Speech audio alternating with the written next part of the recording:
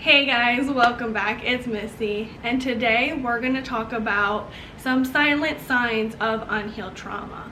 Now, when you are first going through your journey, or even if you've been on your journey for a while, there are some obvious signs that you experience, and then you go and ask for help, right? And you get some help, and so you notice there's changes, but then other things may be coming up, and you're like, why am I experiencing these things?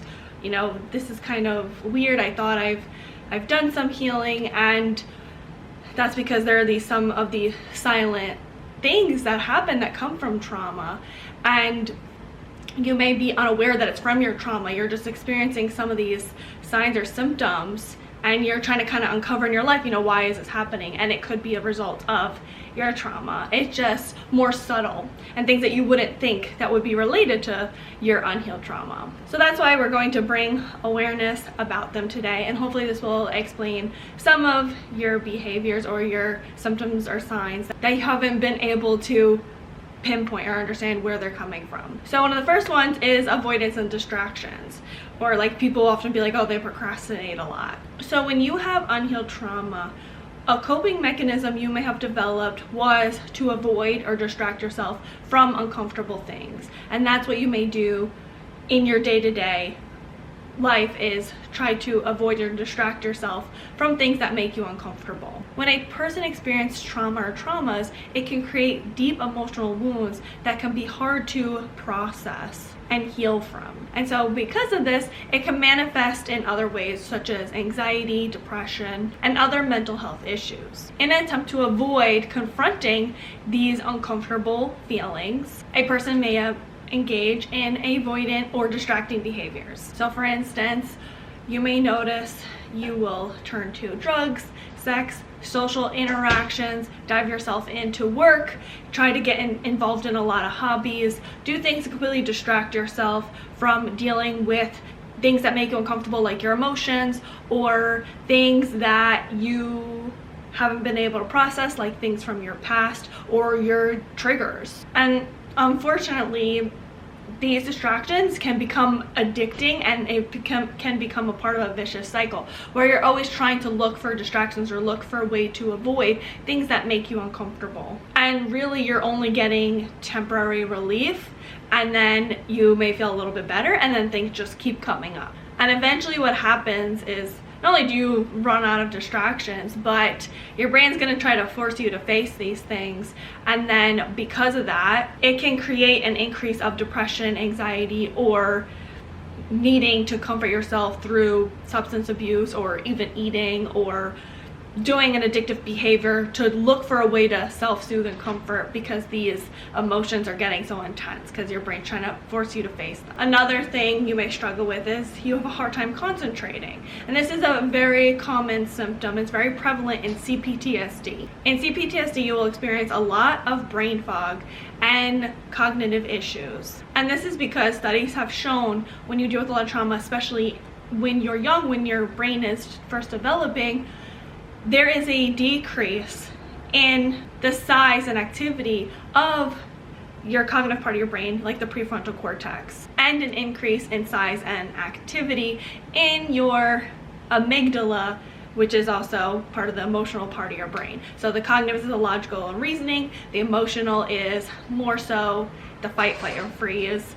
And so that is because you feel like you're in a constant survival state. And so because your cognitive part of your brain is not as strengthened as much as your emotional part of your brain, there can be a lot of brain fog and cognitive issues. So you may have noticed even as a child that it was hard for you to pay attention and concentrate, and maybe even sometimes it was hard for you to think, because you were just always in this survival mode. And the prefrontal cortex is also in charge of decision making, problem solving, and impulse control. So sometimes it can be harder to access that part of your brain as you get older, because you've been in that constant state of survival.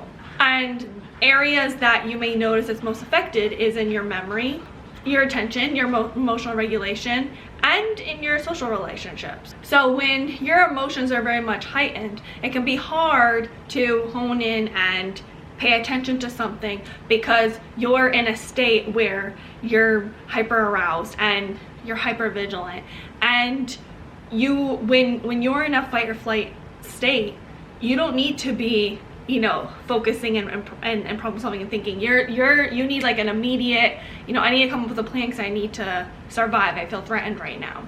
So that's another reason why if your nervous system is always on high alert, it can be hard for you to for your cognitive brain to turn on, so that way you can start to think. And so that's why you'll notice you'll be more brain foggy and you have a hard time concentrating. You ever been in a state where you have like a work project you need to be working on, but also you have bills that you know you need to get paid, and you have some car problems, you know, there's so many things going on? That's exactly what your brain feels like when there's unhealed trauma that you haven't dealt with and your nervous system isn't at a calm state. Like your brain, you're always overstimulated. So how are you going to concentrate if you're always overstimulated? The next one is you may resist positive change. So our brain's main focus is to keep us alive, not necessarily happy, but to keep us alive. And so because of that, when you go through something and you get through it, your brain will take note and be like, okay, this is what helps me to survive. So you may have had to do negative things or stay in a negative state to feel like you needed to get through that thing, and you form these patterns in order to protect yourself to deal with that trauma. And so your brain is like, okay, I know these patterns, this is what helps me to survive, so I'm going to continue on doing these things. And this is what has worked through your life to keep you alive and surviving. And when you try to change that, you may notice you will experience either physical symptoms, or you'll feel resistant, or you may notice you'll feel more negativity clouding your mind when you try to change, as your brain feels unsafe, because your brain looks for familiarity and wants to know what to expect. So when you're doing something different, your brain's like, oh, this is dangerous, we gotta, you know, I'm gonna flood you with negative feelings so you don't change or do something that's negative. So you will have an adverse effect to positivity, which sounds so interesting and weird. What's happened is that you've formed a fear of the unknown and positive changes because they're so foreign. And there also could be a fear of positivity because positivity is so unfamiliar, and there could be also this fear of, if I get better or things get better, it could be taken away. And I already know what it's like to be in the depths of hell, so I want to stay here. I'm comfortable here. I'm comfortable being this amount of uncomfortable. I know what to predict, I know what's to come, so I'm going to stay here. Positivity and things getting better, that's unknown, that's scary, it could be taken away. I don't like that. I want to stay here in my negativity. And so you can form an addiction to negativity because you know what to expect there. We also have to take note that trauma affects your self-worth, which is another aspect. And so there becomes this deep-seated root belief that you are not worth positive things.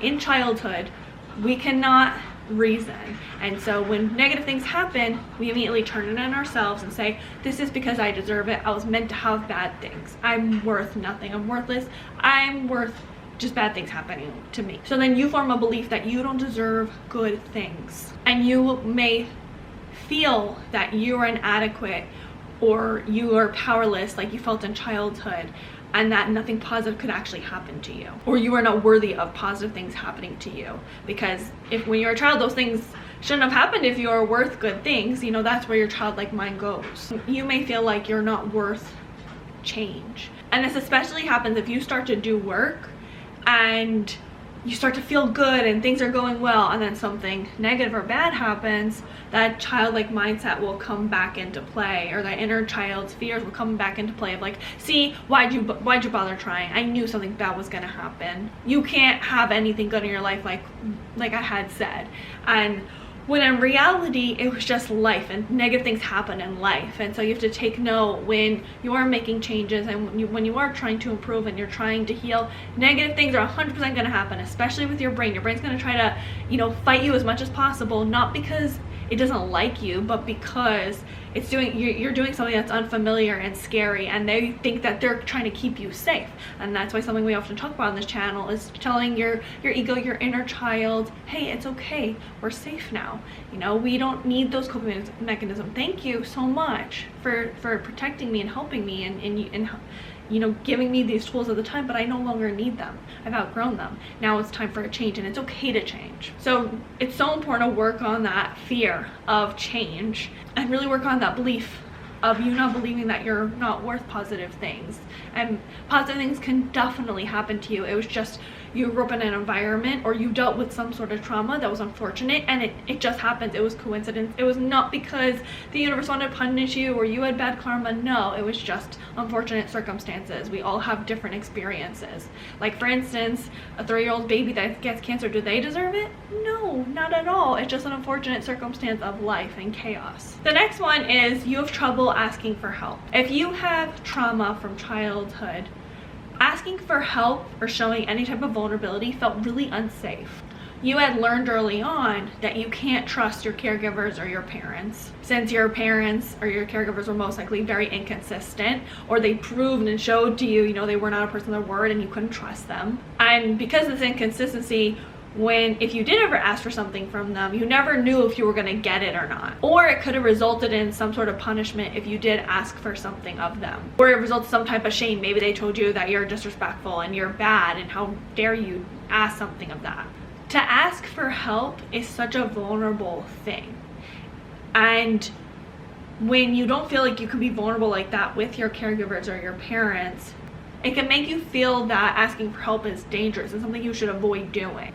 If your parents or caregivers responded to you asking for help in a negative manner, it can make you feel that that vulnerability of asking for help is dangerous and something you should avoid. Maybe when you ask for help, it would get thrown in your face, or you'd suffer some sort of consequence for asking for help. And this made it hard to open up to others. And another reason why you may not ask for help is because you were someone where you did a lot of things on your own and you felt very validated. That's how you got validation as a child.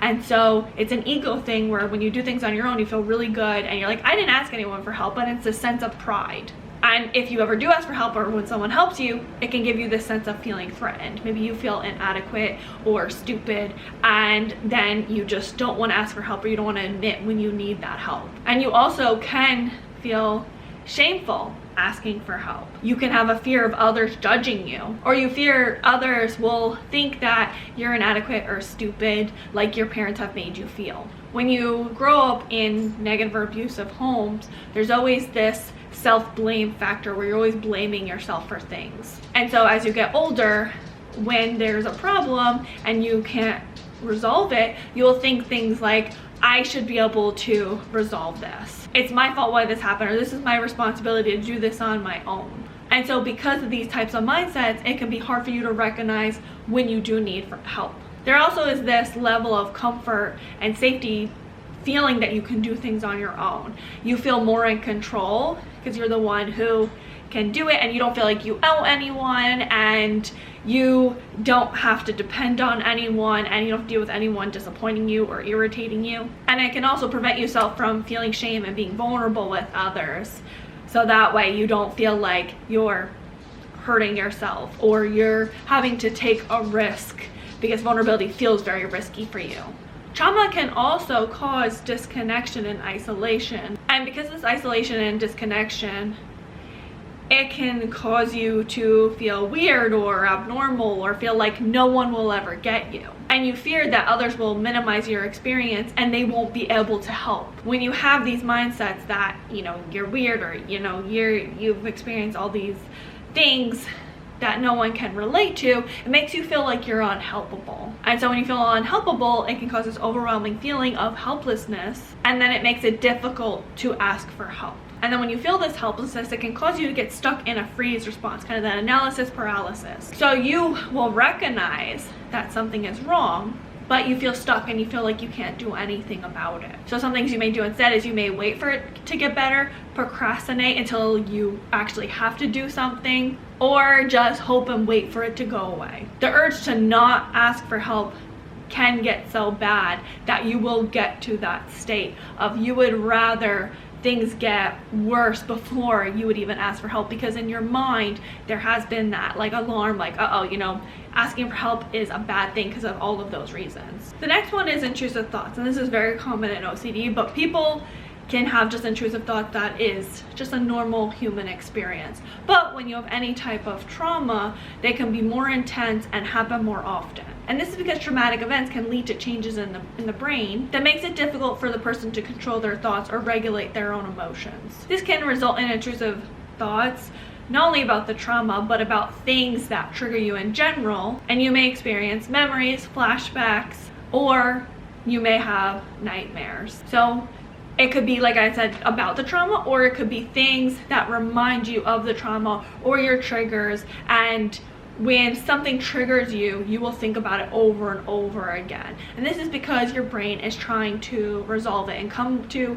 some sort of solution. So it thinks that it is helping you by obsessively thinking about these scenarios or these situations. Because worrying can be an addiction where it's a self-soothing measure where it's like, okay, if I think about it, I can resolve it and I can form some sort of comfort and I can deal with it better. Your mind is trying to figure out some sort of solution to what has happened or a scenario that is going on that is bothering you. And that's why with intrusive thoughts, it was something that will continuously keep coming up, and it feels like it's out of control, and it's just like, oh, it's just like these thoughts, like I keep ruminating on them and they just won't go away. You could be minding your business doing nothing, and then all of a sudden these intrusive thoughts will come up about your unhealed traumas or just things in general that are bothering you that you feel like are unresolved.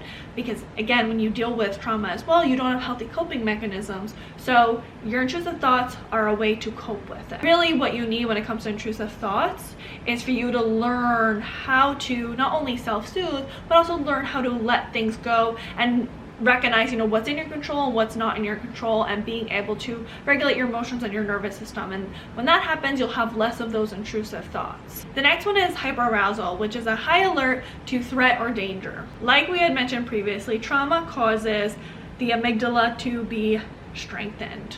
And the amygdala is responsible for processing emotions and for the fight-flight response. When you have unresolved trauma, your amygdala is on high alert and heightened, and it can become overactive and heightened due to the ongoing stress. And with this can result in hypersensitivity to stress and difficulty regulating emotions. There's a heightened state of anxiety and hypersensitivity to things. So hyperarousal comes from you needing to always be on high alert in situations because you always felt threatened at one point of your life, whether that was in childhood or when you went through something very traumatic. So some symptoms you may experience is hypervigilance, which is you're constantly scanning your environment for signs, and this can be a very subconscious thing. You're not even aware that you're doing it. It's that you may listen more, or you may be looking for signs, maybe at people's body language and their behavior, and you can be very jumpy. Like, when people are maybe turning the corner, you could be jumpy, like, oh my god, I didn't know you're coming. Or maybe you jump at the sounds of pans banging, or you're just very hypervigilant to sounds because you are always in that constant high alert and your body is in a state of panic. You may notice also you have difficulty sleeping or insomnia. And this isn't always a constant state, but just sometimes there are periods and points in your life where you notice, like, oh, I have been having a hard time sleeping, and it's because something may be triggering you because you're in a hyperarousal state. You may notice also there's constant dysregulation, so you are irritable, or you have outbursts of anger, this is very common in CPTSD, and we're going to talk a little bit more about that in a second. You may notice you have a racing heart or rapid breathing, sweating or trembling, and then again, difficulty concentrating, or you get easily distracted. You will notice you feel constant on edge, and there's just this nervousness, and you always have this nervous energy, and you think it's always related to anxiety, but it's not just always anxiety, it's that hyperarousal and that feeling that you're not safe. Which again, to combat the hyperarousal, it's so important to learn how to regulate your nervous system, which we talk a lot about, and I have my meditation channel where we help to regulate your nervous system so you can feel at peace and calm, and that hyperarousal will calm down so you don't feel it like you're in that heightened state where you feel threatened and in danger. The next one is emotional numbness. Traumatic experiences can overwhelm the nervous system and then can create a state of disassociation or emotional numbing, where the person may feel disconnected from their emotions and the world around them. When a trauma is unresolved, emotional numbness can become a chronic state, making it difficult for the person to experience positive emotions or to be able to connect with others around them. This can result in a state of isolation and disconnection, and can make it difficult for a person to find meaning or a sense of purpose in life. Emotional numbness can make it really difficult for a person to process their their emotions and then make it difficult for them to be able to resolve their trauma or be able to resolve things in their day-to-day life. This can lead to a cycle of avoidance or suppression, where a person may try to avoid anything that triggers their emotions, which then can further that emotional numbness. Emotional numbness is also another way that your brain has coped with dealing with trauma. Your brain, in order, because there's so much stimulation and so much happening, your brain is trying to protect you and will shut down. And one way to shut down is to feel nothing. So that way you can take some time to be able to be able to process what's going on. And every single human is so different, but some people, their brains go to that emotional numbness because the emotions are so overwhelming, especially if you deal with it as a child. Like when you're a child, you don't know how to process all of these things that are so traumatic that your brain's just like, okay, going into shutdown, this is too much. And then it's hard to connect. And there's a lot of suppression and repression. And it takes a lot of work to be able to come out of this emotional numbness, to feel safe again, so that way you know that it's okay to feel these emotions and that you're in a safe place to be able to process what has actually happened and what's going on. But it's not uncommon to go into states where you just feel nothing and you feel like you're disconnected from the world. When you notice you are feeling disconnected, it's so important for you to bring awareness to this and for you to be like, okay, I notice I'm disconnecting and I feel very emotionally numb, and that means that I'm feeling unsafe and I'm feeling overloaded. I need to take a step back and kind of figure out what's going on and what I do need in this moment, so I do feel like I can process what's going on and figure out what I'm actually feeling. Emotional numbness can also eventually lead to unexplained anxiety and depression after some time, because emotional numbness causes such suppression and repression. The next one, unexplained anger and irritability. So you can just randomly just be irritable and angry, and it could be confused with maybe having anxiety or just you're unhappy in your day-to-day life, but it actually could be a result of unresolved trauma. When you deal with trauma, especially in childhood, and no one helped you process through it, you may have felt a need to suppress what has happened and all of your emotions. Or it could be that so much is going on and you are overstimulated and you can't cope, so it comes out in that anger, that irritability. And again, like we had mentioned, because trauma can cause a state where you have a hard time regulating your emotions, this can cause anger that feels like it's hard to manage to come out. And you can be able to, obviously you live your day-to-day and it's not like you're just a big angry ball, and it's not like you act inappropriately in public, but you may notice that when you are angry, when you're alone and you don't know how to be able to regulate your emotions when you're alone, then the anger will come out and you'll just be fuming. You may sit there and be fuming, you may just angrily do things, and you may shout and vent and what have you, or maybe you will take it out on people that are closest to you. And sometimes it can feel like it's uncontrollable, or oftentimes it can feel like it's uncontrollable. It just feels like it's very difficult to manage this anger. When trauma is resolved, the associated emotions may become trapped or stuck. This can make it really difficult for you to process your feelings and to be able to move forward. And this anger can be triggered by either things that remind you of the traumatic experience, or just little subtle things that are not that big of a deal, but they just make you really angry, like traffic, or things that are out of your control, like the weather. Things that normally don't make people angry, but they do if you have a hard time regulating your emotions. And this is something that you can be aware of, that you are experiencing this anger. And one of the reasons why it is a silent sign, or it could be a silent sign, is because you may have no idea that this anger is a result of your unresolved trauma. And it's because your emotions are buried so deep in your subconscious mind that you're not aware it's from this. The next thing is you may look for or create chaos in your life. When you grow up with chaos, it becomes comfortable and what is familiar. You can associate it with love and comfort when you grow up with that. And so when things are going too well, it maybe like, what is this? Like, this is foreign to me. And then you will look for something to create the chaos. That's where like the self-sabotaging comes in. And you're looking for a way to control things because things are foreign and uncomfortable for you. You're looking for a way to take control of the situation and create what you're used to and creating that comfort again. And with this chaos, it can cause you to either hurt yourself or to hurt others. Not in a physical way necessarily, but just you may say things that are hurtful, or you may do things to challenge them or test the boundaries to see, hey, you know, do you really mean what you say? Are you really going to stick around? Or are you going to show me, just like everyone else, what they have shown me is that I can't trust them? And this is really just, it seems like it's very toxic, and it is to a degree, but really it's just a protective mechanism. It's a protector part of you to come out, to be like, hey, you know, I'm so used to these patterns of bad things happening, and I'm so used to chaos. When there's not chaos, something's not right. You know, my alarms in my body are going off. So if chaos isn't happening, I'm gonna create the chaos and like, oh, okay, I feel more comfortable. This is what I'm used to. And you may feel like you hate it, but you are creating this chaos, and you may not realize how much you create chaos in your life and how much you actually cause turmoil in your life to things that they don't need to be that chaotic. It can actually be simple. You will overcomplicate things to find that comfort again. The next one is unexplained physiological symptoms. This is something I've often talked about in my CPTSD videos.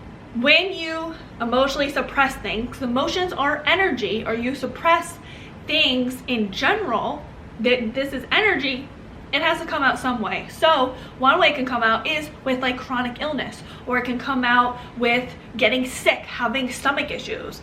Stomach issues is a huge thing that people may experience when they have unresolved trauma, because your stomach has been known to have a brain of its own. You may notice when you get nervous, or when you get scared, or when you're sad or something, you know, you'll feel a lot of that in your stomach.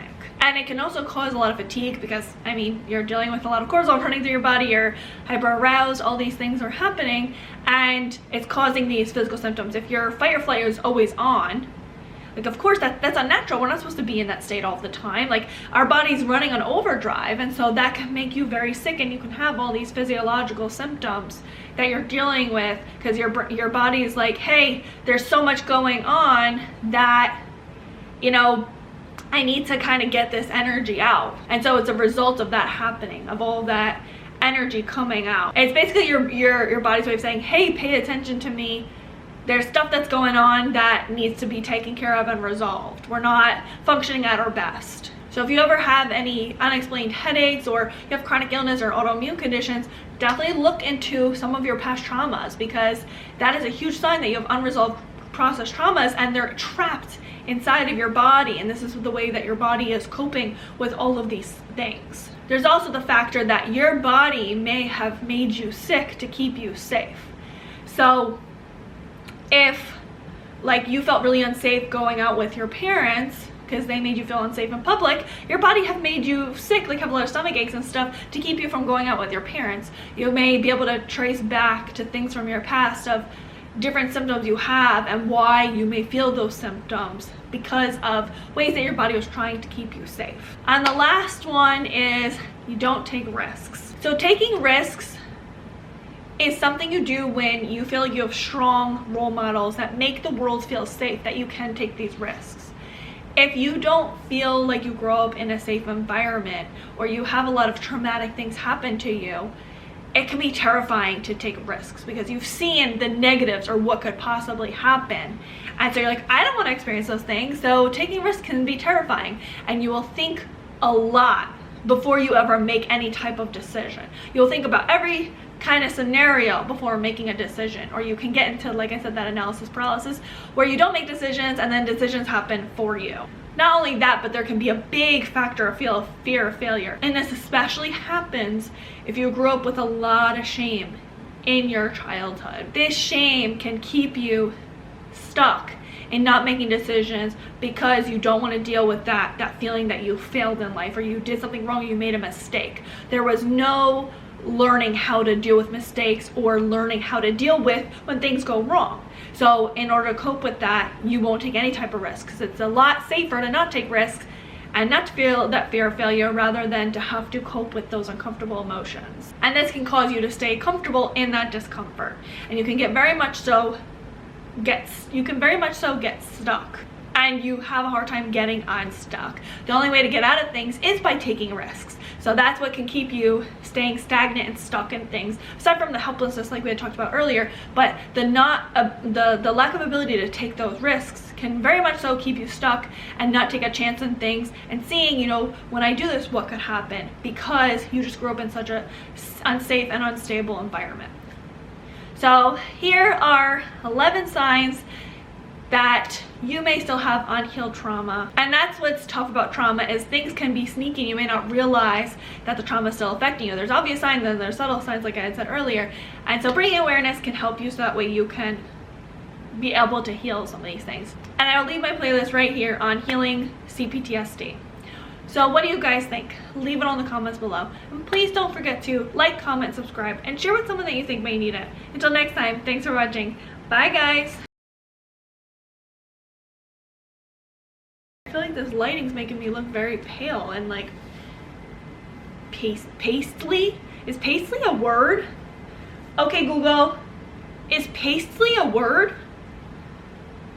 Here's the definition of paisley: a distinctive, intricate pattern of